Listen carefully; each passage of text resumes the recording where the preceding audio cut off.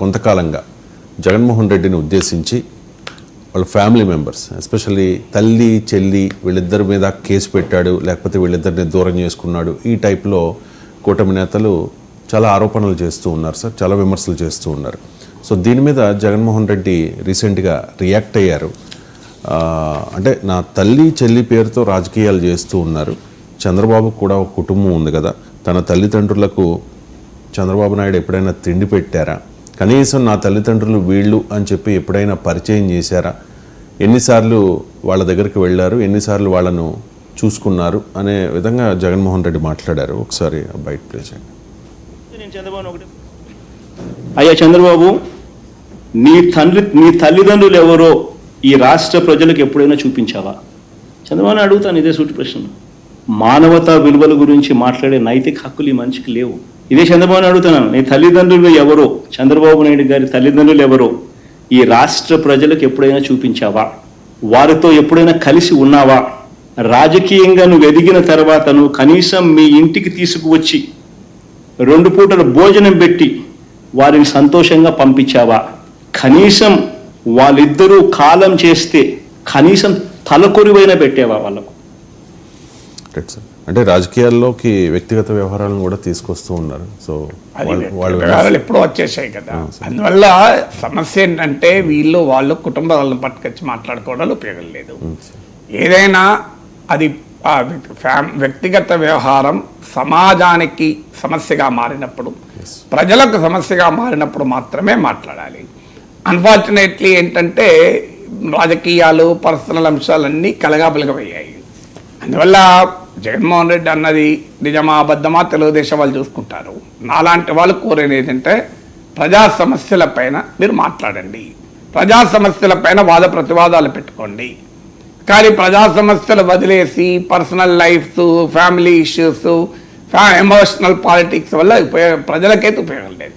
Yes, Chandrababu Naidu ప్రభుత్వ విధానాలు ఏంటి, జగన్మోహన్ రెడ్డి ప్రభుత్వ విధానాలు ఏంటి, జగన్మోహన్ రెడ్డి వల్ల ప్రజలకు ఏం జరిగింది, చంద్రబాబు నాయుడు వల్ల ప్రజలకు ఏం జరిగింది అనే వరకు చర్చ జరిగితే సమాజానికి ఉపయోగం.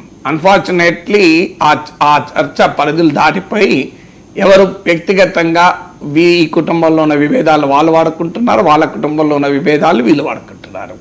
సో రాజకీయ అవసరాలకు కాదేది అనరు అన్నట్టు రాజకీయ ప్రయోజనాల కొరకు అన్ని అంశాలని కలగాబలగా చేస్తారు. ఇది ఎవరు చేశారు, ఎవరు మొదలు పెట్టారు, ఎక్కడి దాకా పోయింది అనే దానికన్నా కూడా ఇది అవసరమా సమాజానికి?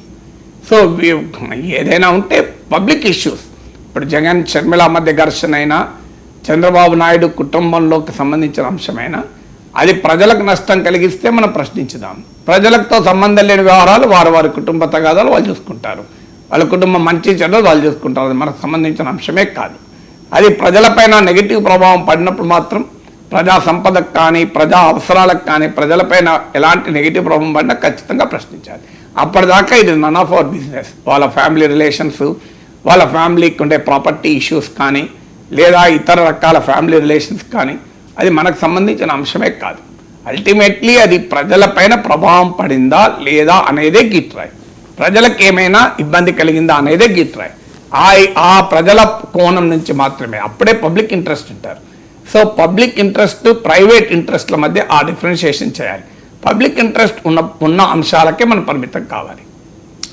అంటే రీసెంట్గా ఈ షర్మిల విషయంలో అలాగే విజయమ్మ గారి విషయంలో అంటే వర్రా రవీందర్ రెడ్డి జగన్కి అత్యంత సన్నిహితుడు, ఆయన అరెస్ట్ కూడా చేశారు కదా సార్. అంటే తల్లిని చెల్లిని తిడుతూ ఉంటే, నీ పక్కనున్నవాడే తిడుతూ ఉంటే మీరు పట్టించుకోరా అని చెప్పేసి అసెంబ్లీలోనే చర్చ జరిగింది సార్. దానికి సంబంధించి కూడా మాట్లాడారు జగన్మోహన్ రెడ్డి. అంటే షర్మిలను గతంలో బాలకృష్ణ చాలా అసభ్యంగా మాట్లాడారు, ఏదో పోస్టులు పెట్టించారు, ఈ టైప్ ఆఫ్ కామెంట్స్ ఏవో చేశారు. Sorry, Jaganmohan Reddy byte on Balakrishna.